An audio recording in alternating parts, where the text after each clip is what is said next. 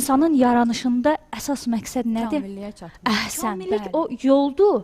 Kamalsa artıq o məqsəddir.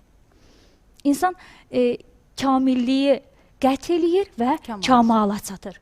Əgər insan bu təlim və tərbiyədən istifadə etməsə, o kamala yetişə bilməyəcək. Digər Allahın yaratdığı varlıqlardan da fərqi olmayacaq. Məsələn, biz ağacı misal vuraq. Əgər bar verən ağacdırsa, onun kamalı haçan ki o meyvə verdi, Yetişdi, işi bitdi. Əhsən, bəli, işi yetişdi, kamala çatdı. İnsanın aldı. bu cür varlıqlardan fərqi var.